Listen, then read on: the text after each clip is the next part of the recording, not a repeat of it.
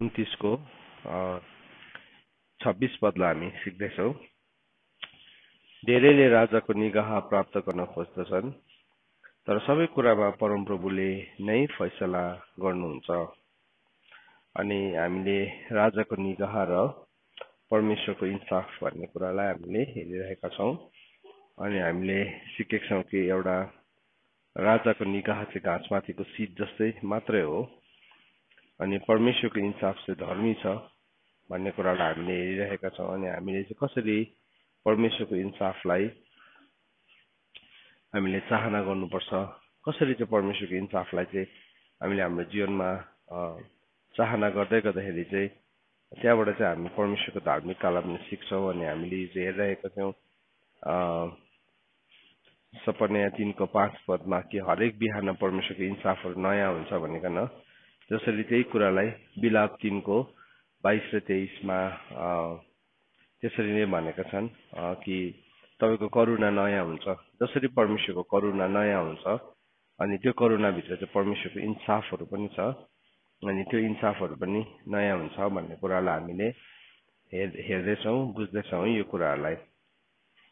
त यो कुरालाई बुझ्दै गर्दाखेरि हामीले परमेश्वरको महान इन्साफ जो चाहिँ उहाँको व्यवस्था अनुसार छ, अथवा उहाँको इन्साफ परमेश्वरको जीवन जो चाहिँ उहाँको इन्साफ अनुसार छ, त्यसको बारेमा भजन सङ्ग्रह 119 को 156 पदले हामीलाई भन्छ। भजन सङ्ग्रह 119 को 156 पदले हामीलाई के भन्छ भन्दाखेरि चाहिँ यसरी भनेको छ, हे परमप्रभु, तपाईँको कोमल कृपा त विशाल छन्, तपाईँका न्याय वचन अनुसार मलाई जीवित राख्नुहोस्। सो उसले के भन्दैछ यहाँ इङ्ग्लिसमा चाहिँ लेखेको छ, great is your mercy oh lord, give me life according to your rule. त परमेश्वरको करुणा चाहिँ यति साह्रो ठुलो छ, यति साह्रो ठुलो छ। अनि भजनकारले भन्दैछ कि यहाँ चाहिँ तपाईँको न्याय वचन अनुसार चाहिँ मलाई तपाईँले आफ्नो करुणा देखाउनुहोस् भनिकन वचनमा सिकाइरहेको छ। र परमेश्वरको न्याय, परमेश्वरको जस्टिस, परमेश्वरको न्यायहरू चाहिँ यति साह्रो स्वर्गमा स्थापित भएको छ कि उहाँको हरेक कुरा चाहिँ न्यायपूर्वक हुन्छ, अथवा इन्साफ छ हरेक कुरामा चाहिँ। त यहाँ चाहिँ यो भजनकारले चाहिँ के भन्दैछ भन्दाखेरि चाहिँ उसले यो कुरालाई जब बुझ्यो, उसले भन्दैछ तपाईँको न्याय वचन अनुसार मलाई जीवित राख्नुहोस्। भन्नुको मतलब चाहिँ मेरो जीवन जिउने शैली, मेरो जीवनको सोर्स, मेरो जीवनको हरेक कुरा चाहिँ तपाईँको न्याय वचन अनुसार भएको होस्। इनफ्याक्ट हामीले परमेश्वरको ललाई हेऱ्यौँ भने नै हामी के देख्छौँ भन्दाखेरि चाहिँ परमेश्वरको ल चाहिँ कस्तो छ त, परमेश्वरको व्यवस्थालाई हामीले हेऱ्यौँ भने प्रभु यीशु ख्रीष्टले मत्तीको किताब 23 अध्यायको 23 पदलाई हामीले पढौँ। यो कुरालाई अलिकति आज म एक्सप्लेन गर्न चाहन्छु। मत्तीको 23 अनि मत्तीको 23 को 23 लाई हामी पढौँ। प्रभु यीशु ख्रीष्टले भन्नुभएको कुरालाई हामी हेरौँ, जुन कुरा चाहिँ फरिसी शास्त्रीहरूले बुझेको थिएन, तर प्रभुले उनीहरूलाई हप्काउनु भयो त्यो कुरामा। अनि त्यो पनि इनफ्याक्ट प्रभुको प्रेम नै थियो, उनीहरूलाई हप्काउनु पनि नि प्रभुको प्रेम नै थियो। प्रभुको हरेक हप्काई, परमेश्वरले दिनुभएको हरेक ताडना चाहिँ केले पूर्ण हुन्छ भन्दाखेरि त्यो चाहिँ एकदमै प्रेम र दयाले पूर्ण हुन्छ।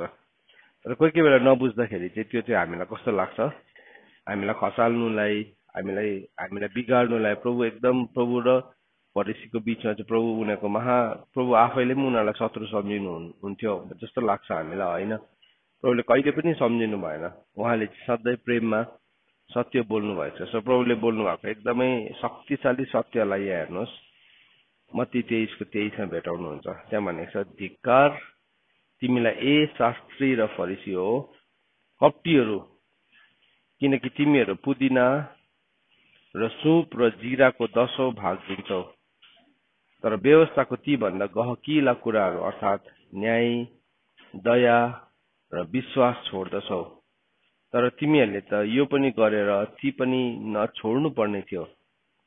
हेर्नुहोस् है, प्रभुले के भन्नुहुँदैछ भने नि फरिसी शास्त्रीहरूलाई, प्रभुले फर्स्ट कुरा के भन्नु भने उनीहरूले जुन हिसाबले दशवांश दिँदै थियो त्यो दशवांशको बारेमा एक्सप्लेन गर्नुभयो।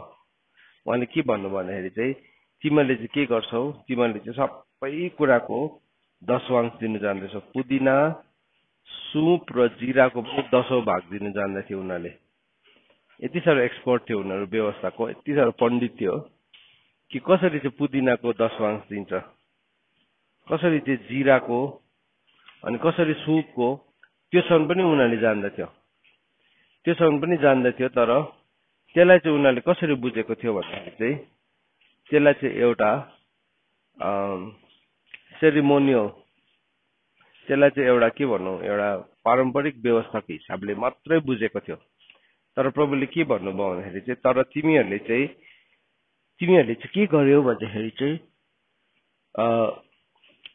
दिन्छौ। औ व्यवस्थाको तीभन्दा गहकिला कुराहरू जो चाहिँ न्याय, दया र विश्वास छ त्यो चाहिँ छोड्दछौ। वास्तवमा दशवांशको उद्देश्य के हो? What is the purpose of tithe?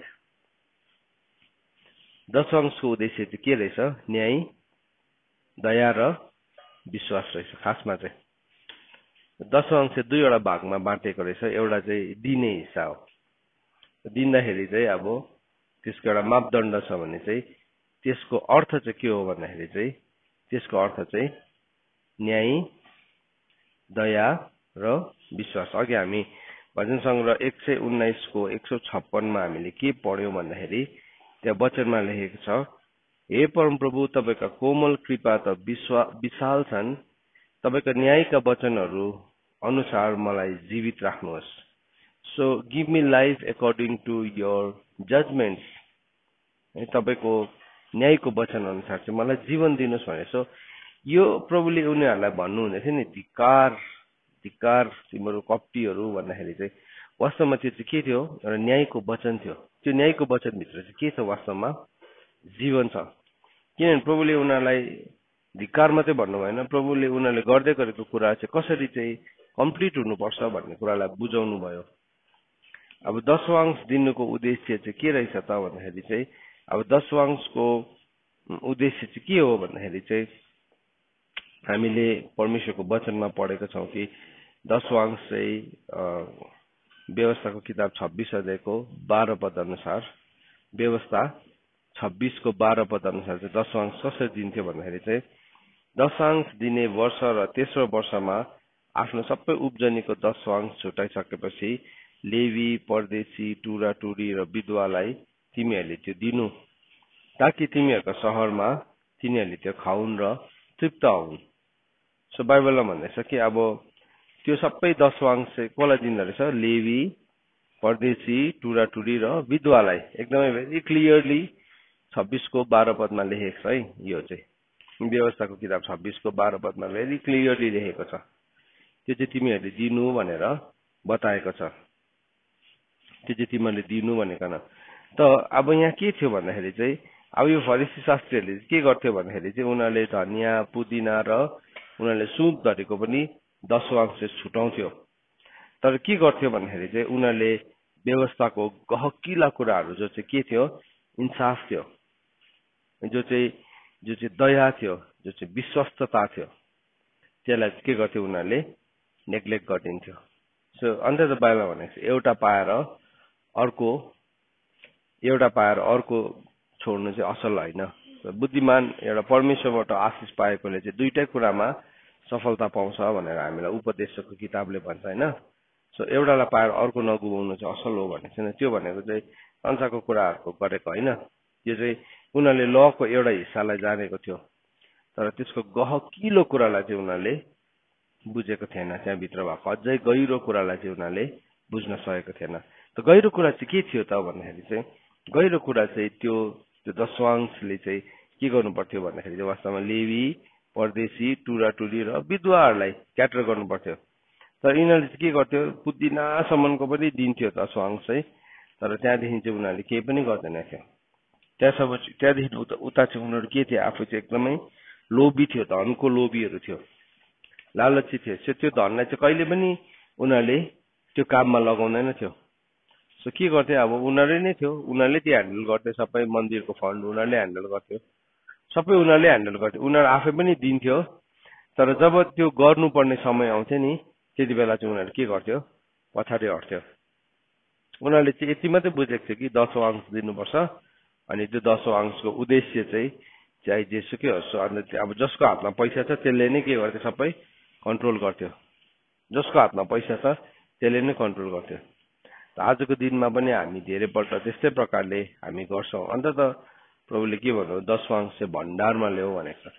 भण्डार भनेको चाहिँ कुन ठाउँ हो भन्दाखेरि चाहिँ भण्डार चाहिँ जहाँबाट चाहिँ यो भण्डार चाहिँ त्यो ठाउँ हो जहाँबाट चाहिँ लेवी, परदेशी, टुरा टुरी र विधवालाई त्यसले के गर्छ, क्याटर गर्छ। त्यो चाहिँ त्यसलाई चाहिँ भण्डार भन्छ। यदि होइन भने त्यो भण्डार नै होइन। एनिवेज त्यो पोइन्टमा म जान्न चाहदिनँ। त्यो विषयमा अलरेडी हामीले 10औं अंशको बारेमा सिकिसकेका छौँ। अनि तर हामी यहाँ के सिक्दैछौँ त आज भन्दाखेरि चाहिँ हामीले यहाँ सिक्दै गरेको कुरा चाहिँ के हो भन्दाखेरि चाहिँ यिनीहरूले व्यवस्थाको गहकिला कुराहरूलाई चाहिँ बिर्सेका थिए। व्यवस्थाको लको मतलब व्यवस्थाभित्र भएको जजमेन्ट्सहरूलाई चाहिँ उनीहरूले बिर्सेको थियो। अनि प्रभुले के भन्नुभयो, तिमीहरूलाई चाहिँ धिक्कार छ। अब त्यो चाहिँ नि प्रभुले यिनीहरूलाई चाहिँ तिमीहरू नरकुण्डमा जान्छौ, तिमीहरू मरोस्, तिमीहरू श्रापित होस् भनेर भन्नुभएको छैन। तर यो चाहिँ प्रभुले उनीहरूलाई एउटा के भन्नु, एउटा छडी लाउनु हुँदै थियो।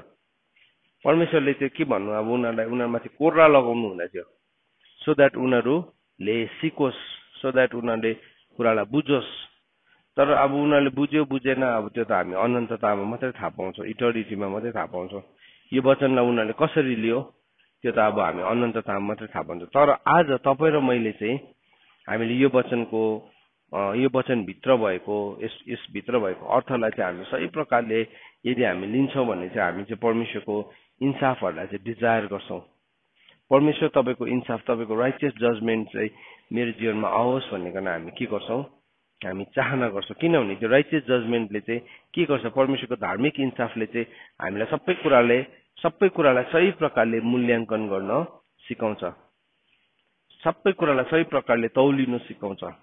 सबै कुरालाई सही प्रकारले इभ्यालुएट गर्न सिकाउँछ।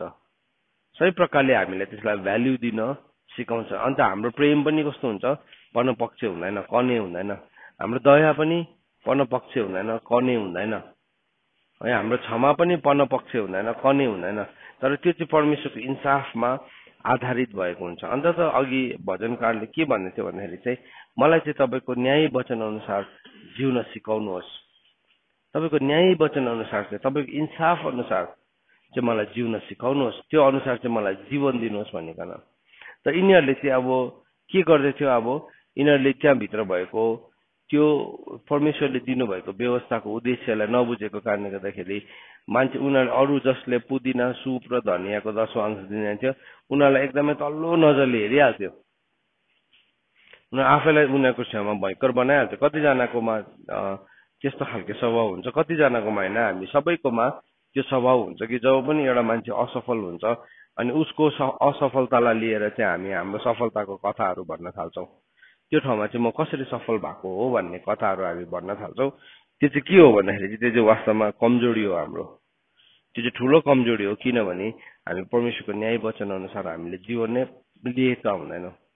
त परमेश्वरको न्याय वचन अनुसार हामीले जीवन ल्यायो भने चाहिँ के हुन्छ भने नि हामी त्यो कुरालाई राम्रोसँगले परमेश्वरको हरेक कुरालाई हामी राम्रोसँगले जिउन सक्छौँ। परमेश्वरले भन्नुभएको हरेक वचनलाई हामी बुझ्न सक्छौँ। जस्तो कि उदाहरणको लागि 10औं अंशको उद्देश्यलाई अहिले भर्खर हामीले पढ्यौँ होइन। उनीहरूले व्यवस्थाको ठुल्ठुलो कुराहरूलाई चाहिँ के गरेको थियो, त्यागेको थियो। तर मतलब त्यो त्यहाँभित्र भएको के भन्नु गहकिलो कुरालाई चाहिँ त्यागेको थियो। तर डिटेलिङमा चाहिँ उनीहरू के थियो, भयङ्कर थियो। डिटेलिङमा चाहिँ उनीहरूले के गर्थ्यो, उनीहरूले सबै कुरा डिटेलमा दिन्थ्यो। उनीहरूले डिटेल एकदमै सही प्रकारले। तर त्यहाँभित्र भएको सिद्धान्तसँग चाहिँ उनीहरू फेल भएको थियो। किनभने उनीहरूले परमेश्वरको जस्टिसलाई, परमेश्वरको इन्साफलाई चाहिँ कहिले पनि आफ्नो जीवनमा स्वागत गरेको थिएन। त जब पनि हामी परमेश्वरको इन्साफलाई हाम्रो जीवनमा स्वागत गर्दैनौँ नि के हुन्छ, हामी सही कुराहरू गर्छौँ तर त्यो सही कुराको चाहिँ हामीले त्यो सही कुराहरूभित्र भएको गहकिलो कुराहरूलाई चाहिँ हामीले के गर्छौँ, हामी हटाइ पठाउँछौँ। त्यहाँभित्र भएको रियल जुसलाई चाहिँ, त्यहाँभित्र भएको वास्तविक के भन्नु तत्त्वलाई चाहिँ हामी हटाइ पठाउँछौँ। वास्तविक तत्त्वलाई। वास्तविक नानीहरूले जङ्क फुड खान्छ नि, जङ्क फुडमा चाहिँ के गरेको हुन्छ, फ्लेभर मात्रै हुन्छ। फ्लेभर मात्रै हुन्छ, किनभने फ्लेभरको चाहिँ फ्लेभर भनेको चाहिँ बास्ना हो नि, बास्ना चाहिँ गुलियो पनि हुँदैन, अमिलो पनि हुँदैन है। तर त्यसमा चाहिँ अब त्यो कम्पनीले उसले त्यसलाई गुलियो बनाउन चाहन्छ या एकदमै चटपटा बनाउन चाहन्छ, त्यो चाहिँ उसको हातमा छ। तर फ्लेभर त उसले म्याङ्गोकै राख्यो, तर त्यो म्याङ्गोलाई चटपटा बनाउने हो या त्यसलाई गुलियो बनाउने हो, त्यो त उनीहरूकै हातमा छ। उनीहरूले के गर्छ, त्यसभित्र मतलब केमिकल एड गर्छ, अनि खाँदाखेरि चाहिँ मजा आउँछ है, मिठो। त्यो साँच्चैकै आँप खानु भन्दाखेरि या साँच्चैकै सुन्तला खानु भन्दा चाहिँ सुन्तलाको त्यो कम्पनीले बनाएको जुस खानु चाहिँ हामीलाई सजिलो, तास्नु पनि परेन के। तर के भयो, त्यसभित्र भएको सबै तत्त्वहरू के छ, शून्य छ। त्यो तत्त्वलाई चाहिँ केले रिप्लेस गरेको छ, सबै केमिकल्सहरूले रिप्लेस गरेको छ। अनि आज जङ्क फुड खानु मान्छेलाई पुरा मनपर्छ। त्यस्तै प्रकारले नि जङ्क टिचिङ मान्छेलाई मनपर्छ, जहाँ चाहिँ परमेश्वरको इन्साफहरू हटाएको छ। परमेश्वरको इन्साफ हटाएर आज कुनै कुरा मान्छेलाई भन्यो भने के लाग्छ, एकदमै चाखलाग्दो लाग्छ। अब यो अहिले त यो हामीले सिक्दै गरेको कुरा पनि हाम्रो लागि टिडियस छ। हामीले सानो सानो बुदाहरूलाई हेर्दैछौँ, त कोही कोही बेला यस्तो लाग्छ, यस्तो कुराहरू कसले पालन गर्न सक्छ र। तर वास्तवमा नि यो चाहिँ जीवन हो, यहाँभित्र चाहिँ जीवन छ, वास्तविक जीवन छ। जुन चाहिँ जीवन चाहिँ, जुन अनन्ततालाई चाहिँ, जुन परमेश्वरको राज्यलाई चाहिँ अहिलेदेखि हामी जिउन थाल्छौँ। प्रभुले हामीलाई के सिकाउनु भयो, तपाईँको राज्य आओस्, तपाईँको राज्य एक दिन आउने छ भनेर सिकाउनु भएन। तर के सिकाउनु भयो, तपाईँको राज्य आओस्। आओस् भनेको के हो हजुर, वर्तमान हो नि, अहिले हो नि, अहिले अहिले तपाईँको राज्य आओस्, आज आओस्, अहिले आओस्। त कसरी परमेश्वरको राज्य आउँछ त? सो परमेश्वरको राज्य आउनु भन्दा पहिला चाहिँ परमेश्वरको इन्साफहरू आउँछ। परमेश्वरको इन्साफ चाहिँ परमेश्वरको स्तरहरू पनि हो। स्तरहरू, तपाईँले नि एउटा देशको मुख्यमन्त्रीलाई बोलाउनु भयो, मैले कहिले पनि देखेको थिइनँ कि मुख्यमन्त्रीलाई बोलाउँदा चाहिँ कसो गर्छ भनिकन। तर अस्ति हामी चाहिँ हाम्रो सभामा तल आउनु भएको थियो, उहाँ आउनु हुँदाखेरि देखेको त्यो पुलिस आएर चाहिँ उहाँ कुन चाहिँ चेयरमा बस्नुहुन्छ छक्कै परे हामी त। किन सोध्नु भएको जस्तो लाग्यो। अन्त हामीले देखायो, हजुर उहाँ बस्ने चेयर यो हो। अन्त त्यो उसले आएर के गर्यो, सबै चेयर मुनि हेऱ्यो, सबै यस्तो मेटल डिटेक्टरले डिटेक्ट गर्यो त्यो चेयरमा केही पो छ कि, केही पो छ कि। अब त्यो त प्रार्थनाको सभामा आएको हो, त्यो डिटेक्ट गर्यो। एन्ड त्यो चेयर एकदमै सफा गरेर राखेको थियो। अफकोर्स अब एउटा देशको सबैभन्दा ठुलो मान्छे आउँदैछ, सो एकदम सफा गरेर राखेको थियो। तर होइन, के गर्यो उनीहरूले सेनिटाइज गरेको के गर्यो, उनीहरूको सेनिटाइज गरेको कार्पेट ल्याएर टक्कै त्यहाँ राख्यो। इभन यो आर्म रेस्ट गर्ने ठाउँमा पनि एकदम सेनिटाइज गरेको टावल राख्यो। किनभने एउटा राज्यको मुख्यमन्त्री हो नि त, उसलाई चाहिँ कुनै किसिमले पनि कहीँ सङ्क्रमण भेटाउनु हुँदैन। अनि त्यो बम त राखेको छैन कसैले, बुलेट त राखेको छैन, तर त्यो जम्सको चाहिँ कसैले ग्यारेन्टी दिन सक्दैन नि त, होइन छ कि छैन भनेको। त उनीहरूले के गर्यो, त्यो एरियालाई नै सेनिटाइज गर्यो। अनि त्यति बेला मैले यसो हेर्दै थिएँ, संसारको राजा आउँदाखेरि त एउटा स्ट्यान्डर्ड हुँदो रहेछ, स्ट्यान्डर्ड हुँदो रहेछ। अनि त्यो स्ट्यान्डर्ड अनुसार चाहिँ के हुँदो रहेछ, पहिल्यै त्यसको जाँच पडताल हुँदो रहेछ, पहिल्यै त्यसको जाँच पडताल हुँदो रहेछ। भनेपछि स्वर्गको कुराहरू चाहिँ झन् कति साह्रो अमूल्य छ, कति साह्रो ठुलो छ। स्वर्गको कुरा चाहिँ त्यतिकै हाम्रो पापमय अवस्थामा, हाम्रो यस्तो जस्तो सुकैको जीवनमा, जस्तो सुकै लापरवाहीसँग जिउँदै गरेको जीवनमा चाहिँ के परमेश्वरको राज्य आउँछ होला त? आउँदैन नि कहिले पनि। त परमेश्वरको राज्य आउनु हो भने चाहिँ परमेश्वरको राज्यको इन्साफहरू आउँछ। पहिला इन्साफ भनेको चाहिँ त्यसको स्ट्यान्डर्ड्सहरू आउँछ। अनि त्यो स्ट्यान्डर्ड्सले चाहिँ के गर्छ, केही कुराको माग गर्छ, केही कुराको माग गर्छ। अनि त्यो माग अनुसार के हुन्छ, अब त्यो जब पुरा हुन थाल्छ नि, त्यहाँदेखि चाहिँ हामी के देख्छौँ, परमेश्वरको राज्यले हाम्रो जीवनको हरेक कुरामा इन्भेड गरेको देख्छौँ, हस्तक्षेप गरेको देख्छौँ, जित्छौँ। हामीलाई किताबहरू पढ्नु मनपर्छ, हामीलाई एकदम पावरफुल टाइटल्सहरू मनपर्छ, शक्तिशाली शीर्षकहरू हामीलाई मनपर्छ, पावरफुल टाइटल्स हुन्छ नि। जस्तो कि जब स्वर्गले हस्तक्षेप गर्ने भन्ने शब्द कस्तो सुन्छ, भयङ्कर सुन्छ नि, स्वर्गले हस्तक्षेप गर्छ अरे, स्वर्गले ओभरटेक वेन हेभन ओभरटेक्स यु, त्यो पनि दामी सुन्छ। अन्त हामी के भन्छ त्यतिकै हामी के भन्छौँ स्वर्गले ओभरटेक गर्छ अरे स्वर्गले हस्तक्षेप गर्छ अरे स्वर्गले ओभरटेक गर्नु हो र स्वर्गले हस्तक्षेप गर्नु हो भने चाहिँ पहिला चाहिँ त्यसको स्तरलाई पनि सही बनाउनु पर्छ सही हुनुपर्छ त परमेश्वरले जब पनि हामीलाई केही कुरा ल्याउन चाहनुहुन्छ पहिला चाहिँ त्यो ग्राउन्डलाई त्यो भूमिलाई तयारी भएको उहाँले चाहनुहुन्छ जहिले पनि यदि त्यो ग्राउन्ड नै रेडी छैन त्यो भूमि नै तयारी छैन भने चाहिँ परमेश्वरको इन्साफहरू परमेश्वरको धार्मिकता त्यहाँ प्रकट नै हुँदैन अन्त भजनकारले के भन्यो भजन सङ्ग्रह 119 को 156 मा तपाईको न्याय वचन अनुसार चाहिँ मलाई जीवन दिनुहोस् भन्दैछ नि त उसले सो मेरो जीवन चाहिँ तपाईको जस्टिस अनुसार त्यो अनुसार चाहिँ म मेरो जीवनलाई जिउन चाहन्छु त जब हामी परमेश्वरको न्याय वचनलाई बुझ्न थाल्छौँ नि त्यहाँ हामीलाई कसैले पछाडिबाट यसरी हेरिरहनु पर्दैन भनिरहनु पर्दैन सम्झाइरहनु पर्दैन किनभने त्यो ठाउँमा चाहिँ राज्यले हस्तक्षेप गर्छ कम्प्लिटली त्यो ठाउँमा चाहिँ के हुन्छ उसको स्ट्यान्डर्ड चाहिँ एकदमै स्वर्गको स्ट्यान्डर्ड अनुसारको हुन्छ स्ट्यान्डर्ड अनुसार हुन्छ अनि के भयो त्यो स्ट्यान्डर्ड अनुसार भएपछि चाहिँ स्वर्गले के भन्छ यो चाहिँ स्वर्गको स्ट्यान्डर्ड छ अब हामी संसारमा पनि छ नि त आइएसओ भन्छ आइएसओ भनेको चाहिँ एउटा यस्तो अन्तर्राष्ट्रिय एउटा स्तरको एउटा के भन्नु अर्गनाइजेसन हो त्यो उनीहरूको के अन्तर्राष्ट्रिय लेभलमा के छ त्यो स्ट्यान्डर्ड चाहिँ एउटै हो चाहे त्यो तिमीले इन्डियामा किन चाहे त्यो नेपालमा किन चाहे तिमीले अमेरिकामा किन या जहाँ पनि किन त्यसको स्ट्यान्डर्ड चाहिँ अलिकति पनि घट्दो छैन के भयो इन्टरनेसनल एउटा स्ट्यान्डर्डको एउटा अर्गनाइजेसन छ सो आइएसओ अनुसार के भयो अब आइएसओ 80 त्यसको पनि नम्बर हुन्छ सो आइएसओ 80 भनेर त्यसको संख्या दिएको हुन्छ त्यसको थुप्रो भेरिएसन छ त्यसको थुप्रो अब आइएसओ 2000 भन्छ सो के भयो आइएसओ 2000 भित्रको स्ट्यान्डर्ड चाहिँ यो चीज छ त्यसको पनि टप स्ट्यान्डर्डमा त आइपुगेको छैन तर त्यसको 80 नम्बरमा चाहिँ आउँछ भनेको चाहिँ त्यसमा चाहिँ त्यसको इन्टरनेसनल स्ट्यान्डर्डमा चाहिँ त्यो 80 नम्बरमा चाहिँ यो आइपुग्छ भनेको सो के भयो कसैको त्यो भन्दा हाई हुन्छ त्यो भन्नु मतलब चाहिँ के हो त्यो भन्दा हायर हो त्यो भन्दा हायर होटल्सहरु हुन्छ नि 1 star 2 star 3 star 4 star 5 star 7 star अब जति स्टार बढ्यो त्यति नै के हो स्ट्यान्डर्ड महँगो हो है त्यही कोठा चाहिँ त्यही एउटा मतलब रुम चाहिँ एउटा सस्तो दाममा पाउँछ 1 स्टारमा भने त्यसकै चाहिँ 5 स्टार हुने बित्तिकै के हुन्छ त्यसको दाम धेरै गुणा बढेर जान्छ किनभने त्यो 5 स्टार हो नि त 5 स्टार हो सबै चीज त्यहाँ भएको एक एकवटा कुरामै के छ स्तर छ एकदम उच्च स्तर छ अनि के भयो त्यसको स्तर बढेर जान्छ त्यस्तै प्रकारले परमेश्वरका कुराहरू पनि हाम्रो लागि त्यस्तै नै हुन् परमेश्वरका कुराहरू पनि त्यस्तै हुन् सो जब हामी परमेश्वरको न्याय वचन अनुसार हामी जिउन थाल्छौँ त्यति बेला चाहिँ परमेश्वरको इन्साफहरू हाम्रो जीवनमा प्रकट हुन्छ अनि हाम्रो जज गर्ने तरिका हाम्रो कुनै कुरालाई मूल्याङ्कन अरूलाई न्याय गर्ने होइन तर हामी आफैलाई भ्याल्यु गर्दै गर्दाखेरि जस्तो कि हाम्रो टाइमको भ्याल्यु नत्र भने हामी के गर्छौँ भने नि परमेश्वरको वचन यस्तो प्योर छ नि है एभ्री डे सुन्छौँ तर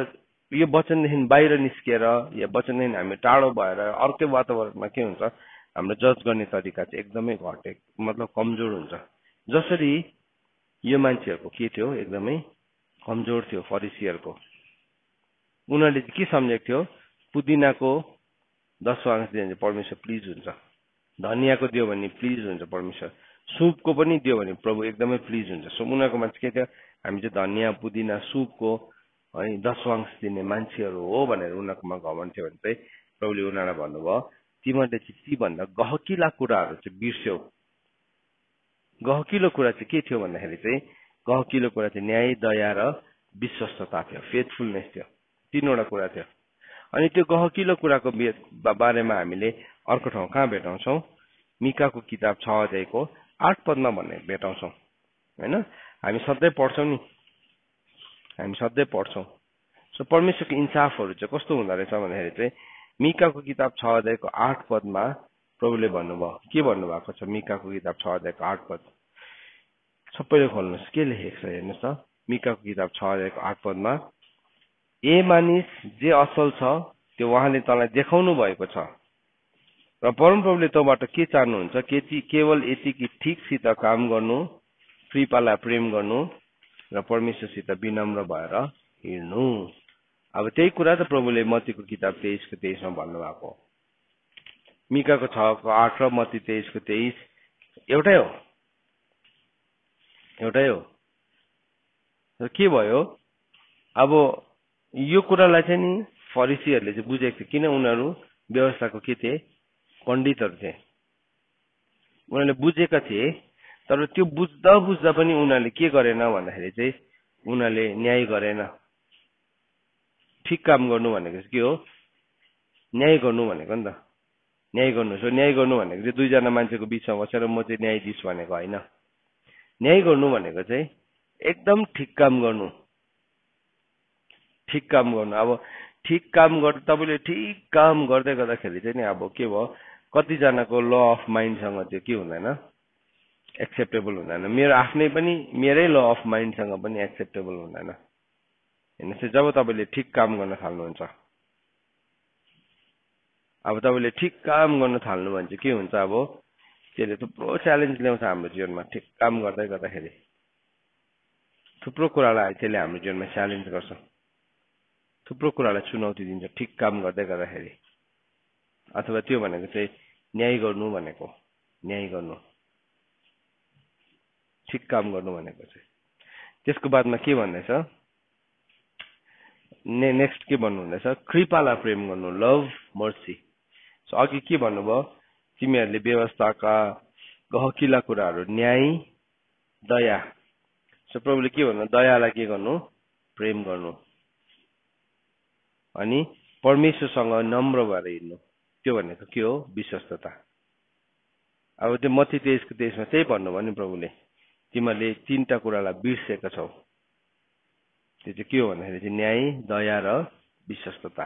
मिकाको किताब 6:8 के भन्नुभयो, प्रभुले भन्नुभयो कि तिमीले ठिक काम गर्नु, कृपालाई प्रेम गर्नु र परमेश्वरसित नम्र भएर हिँड्नु। त्यो चाहिँ नि परमेश्वरको न्यायको वचन अनुसार जिउनु भनेको चाहिँ त्यो हो। परमेश्वरको न्याय अघि भजन सङ्ग्रह 119को 156 पढ्यो नि, तपाईँको न्याय वचन अनुसार चाहिँ मलाई के दिनुहोस्, जीवन दिनुहोस्। हो त्यो जीवन चाहिँ नि हो, त्यो न्याय। किन चाहिँ हामीले परमेश्वरको न्यायलाई चाहिँ हामीले हाम्रो जीवनमा माग्नुपर्छ भन्दाखेरि चाहिँ, किनभने परमेश्वरको न्यायले मात्रै हामीलाई यो निर्णयहरू सही गर्न सिकाउँछ। होइन भने सक्दैनौँ हामी, फेरि होइन भने चाहिँ हामी आफैलाई धोका दिइरहेका हुन्छौँ। होइन भने चाहिँ अब हाम्रो स्ट्यान्डर्ड चाहिँ आफ्नै। सो के भयो, आज वचन सिक्यो, सुन्यो, वचन त राम्रो छ, राम्रो एकदम डिप रेभुलेसन। तर के गर्नु डिप रेभुलेसनको चाहिँ के अर्थ भयो तपाईँलाई, मेरो लागि के अर्थ भयो, यदि यो कुराहरू मेरो जीवनमा व्यवहारिक नै भएन भने चाहिँ केही पनि अर्थै भएन। त म के हुन्छ, अर्को पालिदेखि धनियाँको 10 दिने हुन्छ, राम्रो कुरा हो त्यो। पुदिनाको 10 दिन्छु, राम्रो हो त्यो कुरा। सुपको 10 दिन्छु, राम्रो हो त्यो कुरा। तर गहकिलो कुरालाई चाहिँ म के गरिदिन्छु, छोडिदिन्छु। गहकिलो कुरालाई छोडिदिन्छु। सो कतिजना मान्छेले चाहिँ गहकिलो कुराहरूलाई चाहिँ छोडिदिन्छ। अब के भयो, त्यहाँ हामीले हड्डी खानु जान्दैनन् कतिजनाले, है, हड्डी खानु जान्दैन। खास कुरा चाहिँ कहाँ छ, मासुमा भन्दा पनि बेसी चाहिँ हड्डीमा छ नि त, है। हड्डी खानु जान्दैनौ, म पनि खानु जान्दिनँ थियो पहिला, अहिले सिक्दैछु अलिअलि खानु। हड्डी चाहिँ हामी फाँकिदिन्छौँ। तर खास बल चाहिँ कहाँ छ, हड्डी चपाउँदाखेरि चाहिँ के भयो, अब स्ट्रेन्थ आउँदो रहेछ नि त। त्यसै त भनेको छ, अहिलेसम्म त तिमीहरू खतिलो कुरा हड्डी चपाउनु सक्ने हुनुपर्ने थियो, हड्डी चाहिँ चपाउनु सक्दैन। त के भयो, उसलाई अब एउटा कुरा गर्छ, त्यहाँदेखि अर्को जीवनलाई जिउँछ। सुन्नुहोस् है, हाम्रो लाइफमा कहाँ स्ट्यान्डर्डहरू म्यानिपुलेट हुँदैछ, कहाँ म्यानिपुलेट हुँदैछ भने नि, हामीलाई कसैले फुरुक्कै बनायो भने, हामीलाई राम्रो भन्यो भने हामी के भयो, हामी फुरुक्कै हुन्छौँ, हामी सर्किहाल्छौँ। तर कसैले हामीलाई गहकिलो कुरा भन्यो भने चाहिँ हामी के गर्छौँ, लडाइँ गर्छौँ। किन भन्नुहोस् त, किन गर्दो रहेछौँ भन्दाखेरि चाहिँ परमेश्वरको इन्साफलाई नबुझेको कारणले गर्दाखेरि, परमेश्वरको इन्साफलाई चाहना नगरेको कारणले गर्दाखेरि चाहिँ, अब फर्स्टमा त बुझेनौँ, हामीलाई कसैले बुझाएन, या हामी आफैले बुझ्ने चाहना गरेनौँ। तर प्रभुले यहाँ मिकाको किताबमा के भन्दैछ, जे असल छ परमेश्वरले तँलाई देखाउनु भएको छ। अब परमेश्वरको वचनमा चाहिँ सबै कुरा देखाइसकेको छ। अब यति नै हो, परमप्रभुले चाहिँ तँबाट चाहिँ अब के चाहनुहुन्छ भन्दाखेरि चाहिँ केवल ठिकसँग काम गर्नु। त्यो भनेको चाहिँ के हो? न्याय गर्नु भनेको। त्यो भनेको चाहिँ डु जस्टिस भनेको। तर अब हामी गर्नै चाहँदैनौँ। जब पनि हामीलाई कसैले यो कुरा सिकाउँछ, जब पनि कसैले हामीलाई झकझकाउँछ, तब हामी फरिसी जस्तो के भन्छौँ? त्यो झकझकाउनेलाई क्रुसमा टाङ्दिएलाई भन्छ हामी भन्छौँ। हाम्रो शब्दले, हाम्रो व्यवहारले हामी क्रुसमा टाङ्न चाहन्छौँ। त्यो व्यक्तिलाई नै हटाउन चाहन्छौँ। उनीहरूले प्रभु यीशु ख्रीष्टलाई हटाउन चाहे। किन हटाउन चाह्यो भन्दाखेरि चाहिँ किनभने उनीहरूको ल अफ माइन्डसँग प्रभु यीशु ख्रीष्टको कुरा चाहिँ मिलेको थिएन। यद्यपि उनीहरू व्यवस्थाको पण्डित थियो, तर त्यो व्यवस्थाको पण्डित हुँदाखेरि पनि उनीहरूले के गर्दथ्यो? हरेक कुरालाई चाहिँ उनीहरूको आफ्नै विचार अनुसार मूल्याङ्कन गर्दथ्यो। त्यो त कस्तो भयानक कुरा हो वास्तवमा। त्यो चाहिँ डरलाग्दो कुरा हो। त्यो चाहिँ यति साह्रो भयानक कुरा हो। अनि हामी परमेश्वरको वचनलाई त हामी बङ्गाउँदैनौँ। बाइबलमा ए लेखेको छ भने हामी बी त भन्दैनौँ नि। तर हाम्रो इन्टरप्रिटेसन्सहरूले चाहिँ नि हामीले रङ मेसेज दिँदै गरेको हुन्छौँ। हाम्रो अनुवादले चाहिँ नि हामी गलत कुराहरू भन्दै गरेका हुन्छौँ। त्यो चाहिँ एउटा भयानक कुरा हो। त्यो चाहिँ एउटा भयानक कुरा हो। अनि त्यो भयानक कुरालाई चाहिँ नि हामीले जति म्यानिपुलेट गर्छौँ, एक दिन नि आज हामी समयमै हाम्रो होस खोलियो र हामीले यो कुराहरूलाई बुझेका छौँ भने हामी एक दिन न्यायमा पर्दैन। हामी साँच्चै नै पश्चाताप गर्छौँ। आजको वचनलाई सुनेर नि हामी पश्चातापी हुन्छौँ। किनभने हामी मोस्ट अफ द टाइम हामीले चलाएको चाहिँ कुन चाहिँ ल छ भन्दाखेरि चाहिँ ल अफ माइन्ड। तर त्यसको बेसिस चाहिँ आधार चाहिँ के छ? परमेश्वरको राइचियस ललाई नै टिप्छौँ। जस्तो कि यिनीहरूले पुदिना धनियाँ सुप दिँदै थियो नि 10 अंश, राइचियस ललाई टिप्यो। तर क्यालकुलेसन चाहिँ कहाँबाट भइरहेको थियो? माइन्डबाट भइरहेको थियो। परमेश्वरको इन्साफ अनुसार जिएको थिएन। परमेश्वरको इन्साफ अनुसार जिएको थिएन उनीहरू। त परमेश्वरको इन्साफलाई चाहिँ हामीले चाहना गर्यो भने चाहिँ नि हामी के गर्छौँ भने परमेश्वरको स्वर्गको सही स्तरहरूलाई चाहिँ हामीले हाम्रो जीवनमा ल्याउँछौँ। सही स्तरहरूलाई। दाउद किन हृदयको नजिकको व्यक्ति थियो भन्दाखेरि दाउदले नि जानेको थियो।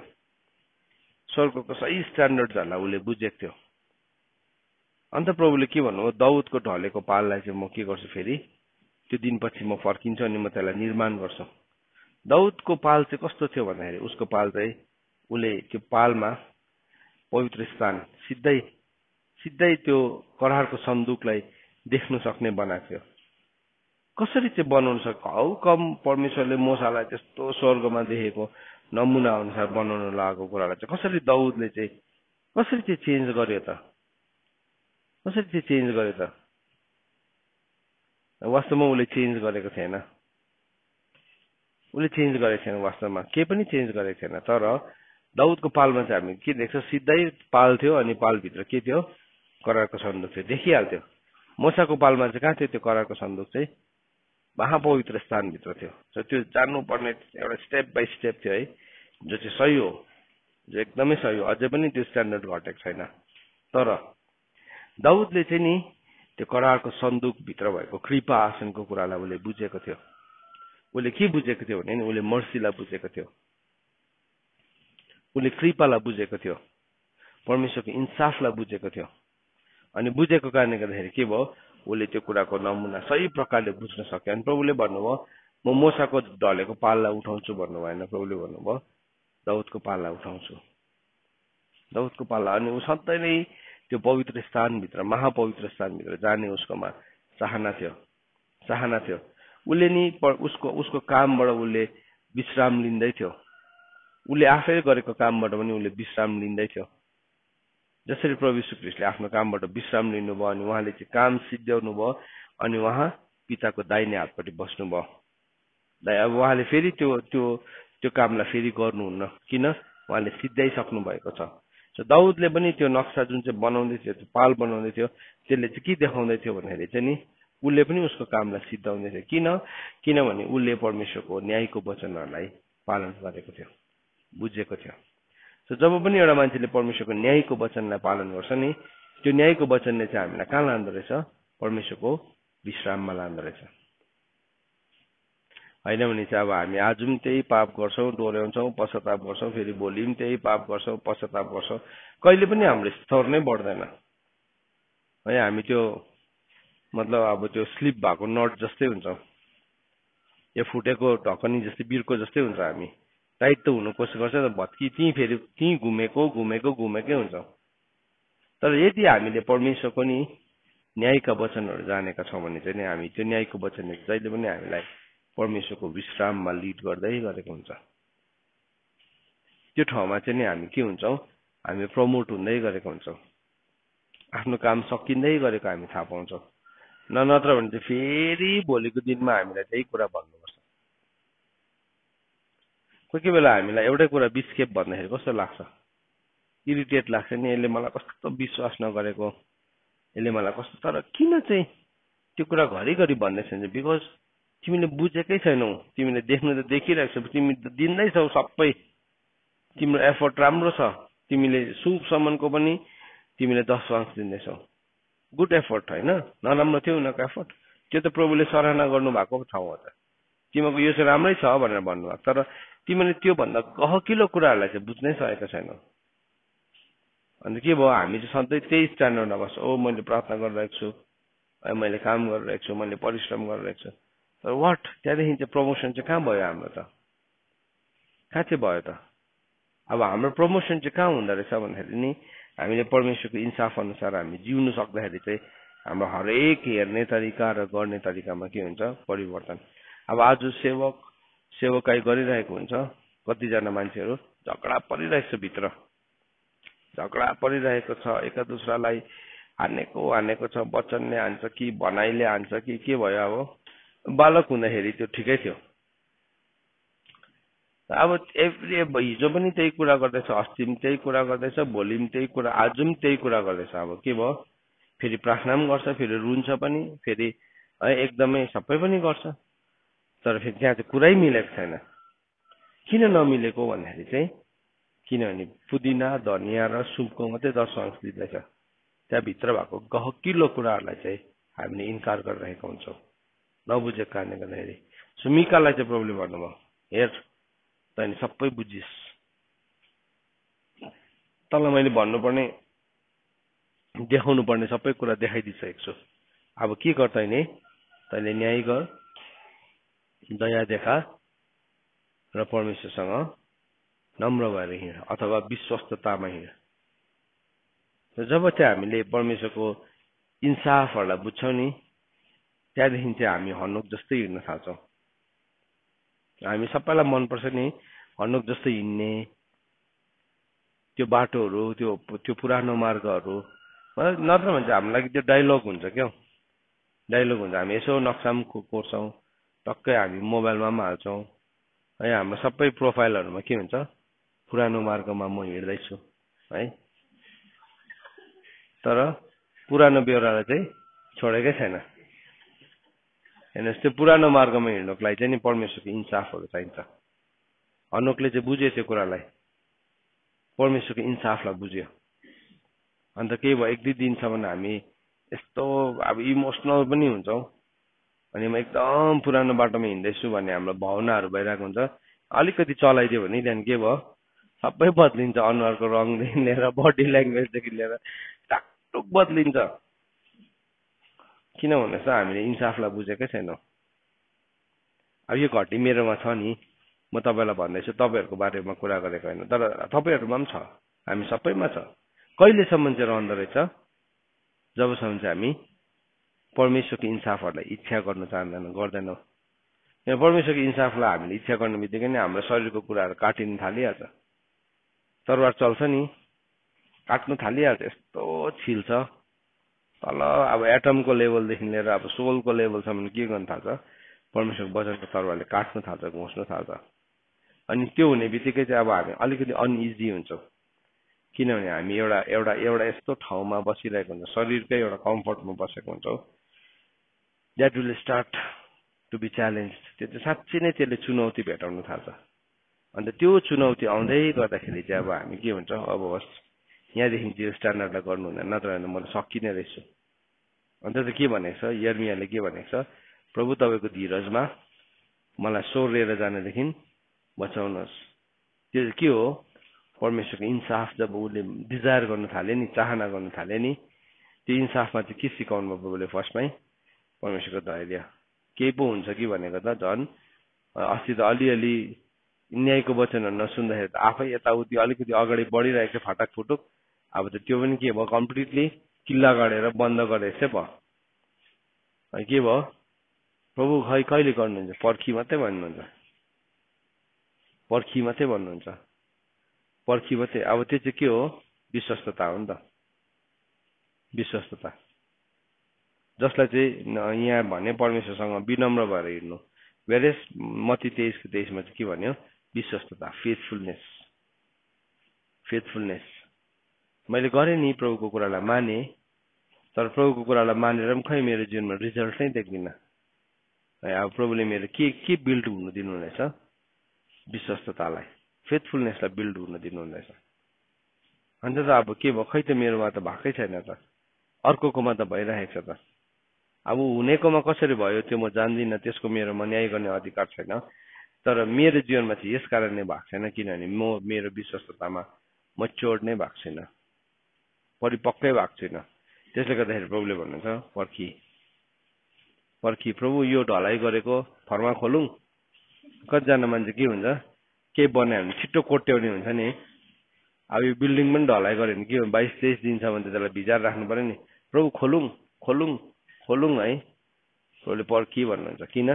अब त्यो खोल्यो भने सायद 1 हप्ता बाद पनि त्यो खोलिन्छ, तर भित्र राम्रो सेट नभएको कारणले गर्दाखेरि के हुन्छ? बादमा चुइने हुन्छ त्यो बिल्डिङ, किनभने भित्र बोर्ड नै हुन सकेन। सो परमेश्वरले आफ्नो फर्माभित्र हामीलाई ट्याप्पै कसेर राख्नुहुन्छ, अनि त्यति बेला हामी सफोकेट पनि हुन्छौँ। तर न्यायको वचनहरूलाई हामीले जानेका छौँ भने चाहिँ के हुन्छ? हामीले व्यवस्थाको दुईटै हिस्सालाई देख्छौँ। व्यवस्थाको दुईटै हिस्सा चाहिँ के हो? एउटा चाहिँ देखिने हिस्सा छ, जहाँ चाहिँ हामी त्यो देखिने व्यवहारिकतामा आउँछौँ भने चाहिँ अर्को नदेखिने हिस्सा छ, जस्तो दया देख्दैनौँ हामी, दया देख्दैनौँ। सो परमेश्वरले व्यवस्था दिनुभयो नि, परमेश्वरलाई कठोर देख्छ मान्छेले। एउटा तोडा पाउनेले के भन्यो? प्रभु तपाईँ कस्तो हुनुहुन्थ्यो? तपाईँ त कठोर हुनुहुन्छ, नछरेको ठाउँमा कटनी गर्ने है, न न न न नरोपेको ठाउँमा बटुल्ने। त्यस कारणले गर्दा मैले तपाईँको तोडालाई के गरेँ? यहाँ रुमालमा डल्लो पारेर राखेको छु। उसको इन्टरप्रिटेसन थियो। सो यिनीहरूले पनि 10 अंश ल्याउँदै गर्दाखेरि कस्तो भइराखेको थियो? त्यसरी 10 अंश ल्याएन भने परमेश्वरले के गर्नुहुन्छ? मार्नुहुन्छ। परमेश्वरले मार्छ त्यसरी 10 अंश ल्याएन भने। धनियाँको पनि दिनुपर्छ, पुदिनाको पनि दिनुपर्छ, सुपको पनि दिनुपर्छ। सही थियो त्यो, तर परमेश्वरले त्यो 10 अंश दिनु चाहिँ दुःख दिनुको लागि दिनुभएको थिएन। तर त्यो 10 अंशको चाहिँ गहकिलो कुरा चाहिँ के थियो भन्दाखेरि चाहिँ त्यहाँ दया थियो, त्यहाँ इन्साफ थियो, त्यहाँ विश्वस्तता थियो। सो त्यो उसले दया देखाउँदै गर्दाखेरि, उसले इन्साफ गर्दै गर्दाखेरि, विश्वस्ततामा गर्दै गर्दाखेरि त्यो चाहिँ उसकै जीवनको पनि एउटा बिउ छर्ने कुरा थियो। अन्त प्रभुले के भन्नु? मत्तीको किताब 5 अध्यायमा धन्य दयावन्तहरू। सो नयाँ नियममा हामीले 10 अंश ल्याऊ भनेको हामी भेटाउँदैनौँ, तर नयाँ नियममा हामी एउटा वर्ड चाहिँ भेटाउँछ, धन्य दयावन्तहरू, किनभने तिनीहरूले के पाउँछ? दया पाउँछ। अब 10 अंशको उद्देश्य चाहिँ के थिएछ? दया थिएछ नि त। सो प्रभुले 10 अंश ल्याऊ भन्नु भएन। प्रभुले भन्नु तिमी धन्य दया देखाउनेहरू, किनभने तिमीले पनि के पाउँछौ? दया पाउँछौ। सो प्रभुले त्यो सबै कुरालाई चाहिँ कसरी भनिदिनु भयो? स्पिरिचुअली त्यो कुरालाई एक्सप्लेन गर्नुभयो। आत्मिकी रूपमा प्रभुले त्यो कुरालाई बुझाइदिनु भयो, आत्मिकी रूपमा। र त्यसरी नै जब हामी परमेश्वरको इन्साफहरूलाई बुझ्छौँ नि, त्यहाँदेखि चाहिँ हाम्रो एक्सनहरू चाहिँ एकदमै स्वर्गसँग जोडिएको हुन्छ। नत्र भने शब्द मात्रै लागेको हुन्छ, शब्द मात्रै, बाहिर लेभल चाहिँ भयङ्कर हुन्छ, यति पावर भएको, यति शक्ति भएको भनेर भन्छ, तर वास्तवमा चाहिँ केही पनि हुँदैन, केही पनि हुँदैन। त्यो तपाईँले त्यो जङ्क फुड खाएको जस्तै, जङ्क फुडको बाहिर प्लास्टिकमा सानो लेखेको हुँदैन है, आमामा यसमा यो भिटामिन पनि छ अरे, त्यो पनि छ अरे। एक प्याकेट खाँदा त हामी त एकदमै बलियो हुनुपर्ने हो नि है, तर केही पनि हुँदैन। जिब्रोमा चाहिँ के हुन्छ? जिब्रोलाई मात्रै मजा आउँछ, किनभने त्यसमा त्यो केही पनि हुँदैन। त्यो सबै के हो? त्यो सबै अब बोकस मात्रै हो, र अब हामी चाहिँ त्यसलाई एकदम हो नै हो भनिकन हामी खान्छौँ। त्यस्तै प्रकारले नि जबसम्म हामी व्यवस्थाको गहकिलो कुराहरूलाई बुझ्दैनौँ नि परमेश्वरको वचन पनि हामी त्यसरी नै बाँड्दै गरेको हुन्छौँ। अनि एकछिन चाहिँ के भयो, फुल्लाएर पुक्कै बनाइदियो। कतिजना मान्छे एक्साइटेड भएर है, कतिजना मान्छे रिभाइभल मिटिङहरूमा जान्छ एक्साइटेड भएर आउँछ नि है, एक दुई दिनसम्म चाहिँ किनभने उसले व्यवस्थाको गहकिलो कुरालाई बुझेन। तर के भयो, माथि माथिको कुरालाई मात्रै बुझ्यो, एकदम फुल्लिएर। अन्त त्यो फुल्लिएर आएको चाहिँ फेरि एक दुई दिनमा के हुन्छ, फ्ल्याट हुन्छ। फुल्लेको तपाईँले बेलुन फुलाएर चाहिँ नि त्यसको हावा जाँदै गर्दाखेरि चाहिँ चौरी पर्न थाल्छ त्यसमा। अनि त्यस्तै प्रकारले हाम्रो जीवन पनि बिस्तारी बिस्तारी चौरी पर्दै गरेको हुन्छ। अन्त हाम्रो त्यो चौरी परेको जीवनलाई चाहिँ राम्रो होस् भनिकन प्रभुले के गर्नुभयो, आफ्नो प्राण दिनुभयो कि हामीमा भएको खोट, चौरी, दाग, अपवित्रता, दोष मेटाउनको लागि चाहिँ उहाँले के गर्नुभयो, प्राण दिनुभएको छ।